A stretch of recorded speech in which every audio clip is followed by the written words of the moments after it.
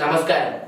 ഐടിഎഡ് സ്കൂളിന്റെ ഭാഗമായി എനിക്ക് ലഭിച്ച റാസ്ബെറി പൈ മിനി കമ്പ്യൂട്ടറിന്റെ സഹായത്താൽ ഞാൻ നിർമ്മിച്ച ഈ റാസ്ബെറി പൈ ബേസ്ഡ് ക്ലൗഡ് റോബോട്ടിന്റെ പ്രവർത്തന തത്വം ഞാൻ ഇവിടെ അവതരിപ്പിക്കുകയാണ്. എൻ്റെ പേര് ഗോവിന്ദ സാർ. ഞാൻ ന്യൂ ഹയർ സെക്കൻഡറി സ്കൂളിൽ 9ാം ക്ലാസ് വിദ്യാർത്ഥിയാണ്. നിത്യജീവിതത്തിൽ ഈ റോബോട്ട് എത്രത്തോളം ഉപയോഗപ്രദമാണ് എന്ന് വ്യക്തമാക്കും മുമ്പ് ഇതിന്റെ ഘടകഭാഗങ്ങളെ കുറിച്ച് ഞാൻ പറയാം. ഇതിന്റെ ഘടകഭാഗങ്ങളെ നമുക്ക് 3ആയി തരംതിരിക്കാം. ഒന്ന് എസെൻഷ്യൽസ്, പിന്നെ കൺട്രോളിംഗ് ഡിവൈസസ്, പിന്നെ ആക്സസറീസ്. റോബോട്ടിലെ പ്രധാന ഭാഗം എന്ന് പറയുന്നത് ഈ കാണുന്ന റാസ്ബെറി പൈ മിനി കമ്പ്യൂട്ടർ തന്നെയാണ്. ഇത് ഒരു ഈ റോബോട്ടിന്റെ ബ്രെയിൻ ആയിട്ട് പ്രവർത്തിക്കുന്നു. ഒരു 8 GB SD കാർഡാണ് ഇതിൽ ഒരു മിനി ഹാർഡ് ഡിസ്ക് ആയി പ്രവർത്തിക്കുന്നത്. അടുത്തതായി ഈ കാണുന്ന DHT11 temperature and humidity sensor ആണ്. ഇതിന്റെ പ്രത്യേക കഴിവെന്ന് പറയുന്നത് ഹ്യൂമിഡിറ്റിയും ടെമ്പറേച്ചറും ഒരേ സമയം അളക്കുവാൻ കഴിയും.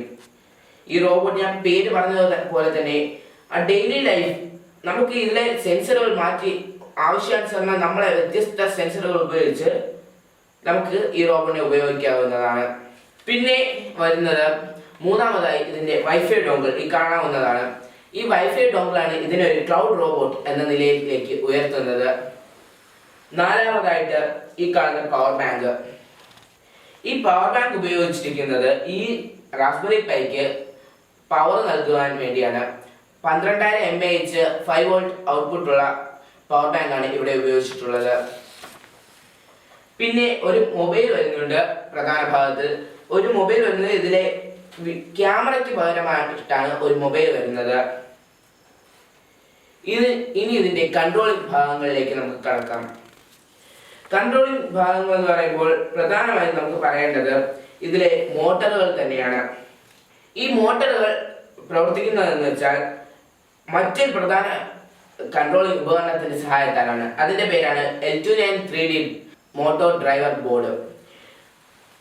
റാസ്ബെറി പൈയിൽ നിന്ന് വരുന്ന ഹൈ ലോ സിഗ്നലുകൾക്കനുസരിച്ച് ബാറ്ററിയിൽ നിന്ന് വൈദ്യുതി സ്വീകരിച്ച് മോട്ടറിനെ പ്രവർത്തിപ്പിക്കുകയാണ് മോട്ടോർ ഡ്രൈവർ ബോർഡിന്റെ ധർമ്മം. പിന്നെയുള്ള പ്രധാന ഒരു പാർട്ടാണ് ഈ കാണുന്ന മൊബൈൽ. ഈ മൊബൈൽ MQTT എന്ന ആപ്പ് ഇൻസ്റ്റാൾ ചെയ്തിട്ടുണ്ട്. ഈ ആപ്പ് വഴിയാണ് ഈ റോബോട്ടിനെ ലോകത്തെവിടെ നിന്നും കൺട്രോൾ ചെയ്യുന്നത് സാധ്യമാക്കുന്നത്. MQTT ആപ്പ് എന്നാൽ മൈ മെസ്സേജ് ക്വറിങ് ടെലിമെട്രി ട്രാൻസ്പോർട്ട് എന്നതാണ്. ഇതിന്റെ ഉപയോഗം എന്ന് പറയുന്നത് IoT.eclipse.org എന്നൊരു സെർവറിൽ ഈ മൊബൈലിൽ നിന്ന് ഈ ആപ്പ് വഴി സെൻഡ് ചെയ്യുന്ന മെസ്സേജുകൾ ചെല്ലും. ആ മെസ്സേജുകൾ ഡീകോഡ് ചെയ്തെടുത്ത് ഇതിൽ നമ്മൾ നൽകുന്ന നിർദ്ദേശങ്ങൾ ഡീകോഡ് ചെയ്തെടുത്ത് അതിനനുസരിച്ച് പ്രവർത്തിക്കുകയാണ് ഈ റോബോട്ട് ചെയ്യുന്നത്. ഇനി അടുത്ത് പറഞ്ഞത് ഇതിന്റെ ഷാസി. ഇതിന്റെ ഷാസി എന്ന് പറയുമ്പോൾ ഇതിനൊരു പ്രവർത്തിക്കാൻ ഒരു പ്ലാറ്റ്ഫോം നൽകുന്നതാണ്. പിന്നെ ഈ രണ്ട് വീലുകൾ ഈ മോട്ടറിന്റെ കൂടെ നിന്ന് ഇതിനെ ചലിക്കാൻ സഹായിക്കുന്നു. ഈ കാണുന്നതാണ് റാസ്ബെറി പൈ ചലിക്കാൻ സഹായിക്കുന്ന മുന്നിലത്തെ വീലായ കാസ്റ്റർ വീൽ. ഇത് തെന്നി നീങ്ങുവാൻ കഴിവുള്ള വീലാണ്. 2 വീലുകളുടെ പ്രവൃത്തിയാണ് ഈ വീല് പരന്ന പ്രതലത്തിൽ ഓടുവാൻ സഹായിക്കാൻ ചെയ്യുന്നത്. ജമ്പർ വയേഴ്സ് നമുക്ക് കാണാം. ഈ 3 ഭാഗങ്ങളും ഈ ജമ്പർ വയേഴ്സ് സർക്യൂട്ടിനെ കണക്ട് ചെയ്യാൻ ഉപയോഗിക്കുന്നു. ഈ 3 ഭാഗങ്ങളും നമുക്ക് ആക്സസറീസിൽ ചേർക്കാവുന്നതാണ്. ഈ DHT11 സെൻസറിൽ നിന്ന് വരുന്ന സെൻസർ വാല്യൂസ് thingspeak.com-ലേക്ക് നമ്മളെ thingspeak.com-ലെ നമ്മളെ അക്കൗണ്ടിലേക്ക് പ്ലോട്ട് ചെയ്യപ്പെടുന്നു. ഇതിൽ നിന്ന് വരുന്ന വാല്യൂ അതിനനുസരിച്ച് പ്ലോട്ട് ചെയ്യപ്പെടുന്നു. ഈ പ്ലോട്ട് ചെയ്യപ്പെടുന്ന വാല്യൂക്ക് അനുസരിച്ച് കൺട്രോളർക്ക് മനസ്സിലാക്കാനും അവിടുത്തെ ഏത് ഭാഗത്താണോ ഏത് സന്ദർഭത്തിലാണോ ഈ റോബോട്ട് പ്രവർത്തിക്കുന്നത് അവിടുത്തെ ടെമ്പറേച്ചറും ഹ്യൂമിഡിറ്റിയും മനസ്സിലാക്കി അതിനനുസരിച്ച് നിർദ്ദേശങ്ങൾ അവിടെ ഉള്ളവർക്ക് കൊടുക്കാം. അങ്ങനെ പറയുമ്പോൾ കൺട്രോളർക്ക് ലോകത്ത് എവിടെ നിന്ന് വേണമെങ്കിലും ഇതിനെ കൺട്രോൾ ചെയ്യാം എന്നാണ് അതിൻ്റെ അർത്ഥം. ഇതൊരു IoT അഥവാ ഇന്റർനെറ്റ് ഓഫ് തിങ്സ് അടിസ്ഥാനമാക്കിയുള്ള പ്രോജക്റ്റാണ്. ഈ പ്രോജക്റ്റിന്റെ ഇതൊരു IoT കണക്റ്റഡ് ഡിവൈസ് എന്ന് തന്നെ നമുക്ക് വേണമെങ്കിൽ പറയാം. IoTയും ഈ റോബോട്ടിനെ ക്ലൗഡ് റോബോട്ടാക്കാൻ സഹായിക്കുന്നു.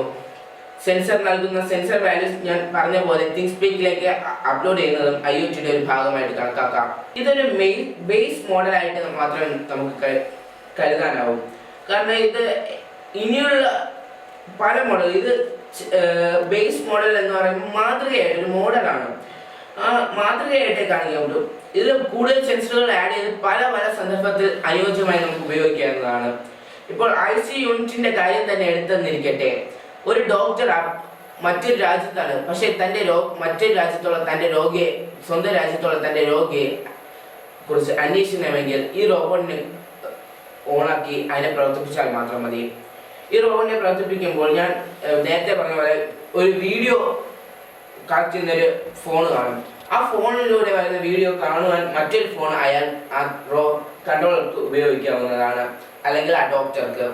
ECG സെൻസ് ചെയ്യുന്ന സെൻസറും പൾസ് സെൻസ് ചെയ്യുന്ന സെൻസറും ഹ്യൂമിഡിറ്റി, മോയ്സ്ചർ എന്നീ സെൻസറും ഒക്കെ ആഡ് ചെയ്ത് കഴിഞ്ഞാൽ ഇതിനെ ഒരു നേഴ്സിംഗ് റോബോട്ടായിട്ട് തന്നെ ഉപയോഗിക്കാം. ഇപ്പോൾ നിലവിൽ ഞാൻ ഉപയോഗിച്ചിരിക്കുന്നത് ഒരു ടിഷ്യൂ കൾച്ചർ ലാബിനെ അടിസ്ഥാനമാക്കിയാണ്, അല്ലെങ്കിൽ ഇൻക്യുബേറ്റർ ലാബിനെ അടിസ്ഥാനമാക്കിയാണ്. പിന്നെയുള്ള പ്രധാനമായി ഈ റോബോട്ടിന്റെ സാധ്യത വരുന്ന മറ്റൊരു ഭാഗമാണ് റേഡിയേഷൻ ഉള്ള സ്ഥലങ്ങൾ. അതായത് അറ്റോമിക് റിയാക്ടറുകളിൽ മനുഷ്യന് കടക്കാൻ കഴിയാത്ത റേഡിയേഷൻ ഉള്ള ഭാഗങ്ങളിലേക്കും ഈ റോബോട്ടിനെ നമുക്ക് കൊണ്ടുചെന്ന് ബാക്കി അവിടുത്തെ ഹ്യൂമിഡിറ്റിയും ടെമ്പറേച്ചറും എല്ലാം നമുക്ക് ചെക്ക് ചെയ്യാവുന്നതാണ്. പിന്നെ ക്യാമറയിലൂടെ കാണുവാനും ആകുന്നതാണ്. ഇനി നമുക്ക് ഇതിന്റെ കൺട്രോളിങ്ങിലെ പ്രധാന ആപ്പായ MQTT ആപ്പിലേക്ക് കടക്കാം. MQTT ആപ്പിൽ ഞാൻ പറഞ്ഞ പോലെ ഒരു സെർവർ iot.eclipse.org എന്ന സെർവറിലോട്ടാണ് നമ്മൾ മെസ്സേജ് അയക്കുന്നത്.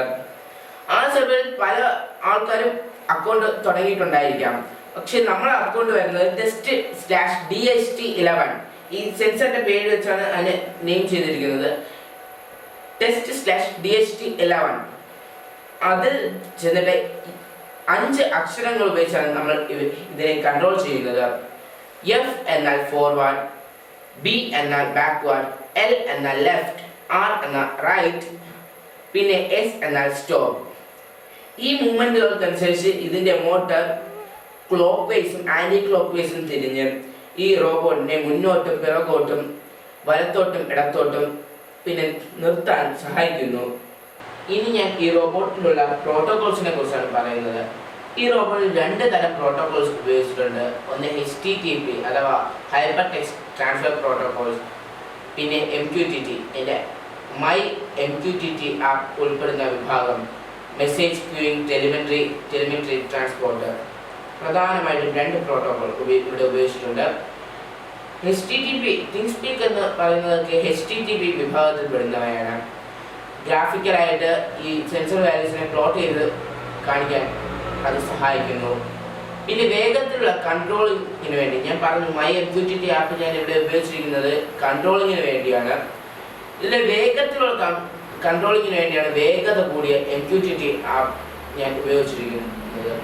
നെറ്റ് സ്പീഡ് അനുസരിച്ചിരിക്കും ഇതിൻ്റെ കണക്ഷൻ്റെ സ്പീഡ് അനുസരിച്ചിരിക്കും ഇതിൻ്റെ പ്രവർത്തന ഫലവും. ഇനി ഞാൻ ഈ റോബോട്ടിന്റെ പരിമിതികളെ കുറിച്ച് പറയാം.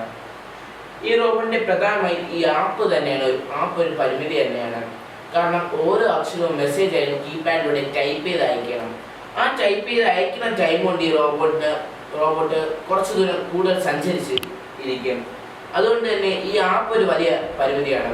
കൂടുതൽ അഡ്വാൻസ്ഡ് ആയിട്ടുള്ള, അതായത് ലെഫ്റ്റ് റൈറ്റ് സ്വിച്ചുകൾ പോലെ വന്ന് നിൽക്കുന്ന ഒരു പെട്ടെന്ന് മെസ്സേജ് അയക്കാൻ കഴിയുന്ന ഒരു അഡ്വാൻസ്ഡ് ഒരു ആപ്പ് ഉണ്ടെങ്കിൽ, അതായത് ആപ്പ് ഡെവലപ്മെന്റിന്റെ വശങ്ങൾ അറിഞ്ഞുകൂടാത്തതുകൊണ്ട് തന്നെയാണ് അത് ഉണ്ടാക്കാൻ കഴിയാത്തത്. അങ്ങനെ ഒരു ആപ്പ് ഡെവലപ്പ് ചെയ്ത് കഴിഞ്ഞാൽ ഈ റോബോട്ടിന്റെ അനന്ത സാധ്യതകൾ നമുക്ക് പ്രവചിക്കുവാൻ കഴിയും. അത് സാധ്യമാ തന്നെ ആകും. പിന്നെ ഇതിപ്പോൾ സാധാരണ പരന്ന പ്രതലത്തിൽ കൂടെ സഞ്ചരിക്കുവാൻ വേണ്ടിയാണ് ഞാൻ ഇപ്പോൾ നിർമ്മിച്ചിരിക്കുന്നത് ഈ ബേസ് മോഡൽ. ഇനി ഇത് ഇച്ചിരി ഓഫ് റോഡ് ആയിട്ടുള്ള, അതായത് പരുക്കം പ്രതലത്തിൽ കൂടെ ഒക്കെ പോകാമെങ്കിൽ ടാങ്കുകൾ ഉപയോഗിക്കുന്നത് പോലെ ബെൽറ്റ് വീൽ ഉപയോഗിക്കാവുന്നതാണ്. ഇനി ഞാൻ ഈ റോബോട്ടിനെ ഡെമോൺസ്ട്രേറ്റ് ചെയ്ത് കാണിക്കാം. ഞാൻ പറഞ്ഞ പോലെ തന്നെ റോബോട്ടിലൊരു വീഡിയോ ക്യാപ്ചറിംഗ് സിസ്റ്റം ഉണ്ട്. ആ വീഡിയോ ക്യാപ്ചറിംഗ് സിസ്റ്റം മറ്റൊരു മൊബൈലിലേക്ക്, ഈ കാണുന്ന മൊബൈലിലേക്ക് അത് ജിതർ ചെയ്യുകയാണ്. അതായത് ഇൻ്റർനെറ്റ് വഴി അതിനെ അപ്ലോഡ് ചെയ്യുന്നു. ഈ അപ്ലോഡ് ചെയ്യുന്നത് ഈ റോബോട്ടിൻ്റെ ഫ്രണ്ട് ചെയ്യുന്ന ക്യാമറ. അതായത് ഇപ്പം ഞാൻ എൻ്റെ ഫ്രണ്ട് ഇരിക്കുകയാണെങ്കിൽ ഈ മൊബൈൽ കാണുകയാണ് എൻ്റെ. അതായത് ഇതൊരു വ്യൂ ചെയ്യാൻ പറ്റുന്ന ഒരു മോണിറ്ററിംഗ് സിസ്റ്റമാണ് ഇപ്പോൾ ഒരുക്കിയിരിക്കുന്നത്. ഇനി ഞാൻ ഇതിനെ കൺട്രോൾ ചെയ്ത് കാണിക്കാം. അപ്പോൾ ഈ ക്യാമറയിൽ വരുന്ന വ്യത്യാസവും മനസ്സിലാകും. ഫസ്റ്റ് ഞാൻ നേരത്തെ പറഞ്ഞ പോലെ MQTT ആപ്പിൽ 5 രീതിയിലാണ് മെസ്സേജ് അയക്കുന്നത്. ഫസ്റ്റത്തെ രീതി ഞാനിപ്പോൾ ഈ റോബോട്ട് തിരിഞ്ഞിരിക്കുന്നതുകൊണ്ട് തന്നെ ഞാനിപ്പോൾ ഫസ്റ്റ് ബാക്ക്വേർഡ് അടിക്കാം. ബാക്ക്വേർഡ് അടിച്ച് ഞാൻ ഇപ്പോൾ S എന്നും പറഞ്ഞ് സ്റ്റോപ്പ് ചെയ്തു. ഇനി അടുത്ത് ഞാൻ ഫോർവേഡിലോട്ട് അടിക്കുകയാണ് എഫേർട്സ്. പിന്നെ S അടിച്ചു, അത് സ്റ്റോപ്പായി. ഇനി ഞാൻ അതിനെ റൈറ്റിലോട്ട് തിരിക്കുകയാണ്. ഇപ്പോൾ നിലവിൽ റൈറ്റിലോട്ട് തിരിക്കുകയാണ്. ഇപ്പോൾ അത് തിരിഞ്ഞു വന്ന് നിൽക്കുകയാണ് ഈ റോബോട്ട്. ഈ റോബോട്ടിനെ ഞാൻ ലെഫ്റ്റിലോട്ട് തിരിക്കുകയാണെങ്കിൽ കറങ്ങി നേരത്തെ നിന്ന പൊസിഷനിലോട്ട് ഞാൻ ഒരു സ്റ്റോപ്പ് അടിച്ച് അതിനെ പബ്ലിഷ് ചെയ്ത് കഴിഞ്ഞാൽ ഒന്ന് നിർത്താനാകും. ഈ കാണുന്ന ഇത് ഒരു ഇൻഡിക്കേറ്റർ ലൈറ്റ് മാത്രമാണ് റോബോട്ടിനെ വരവരയ്ക്കാൻ വേണ്ടി ഉപയോഗിക്കുന്നത്. ഞാൻ നേരത്തെ പറഞ്ഞതുപോലെ തന്നെ റാസ്ബെറി പൈയിൽ നിന്ന് വരുന്ന DHT11 സെൻസറിൻ്റെ സെൻസർ വാല്യൂസ് ഈ thingspeak.comൽ എൻ്റെ അക്കൗണ്ടിൽ കാണാവുന്നതാണ്.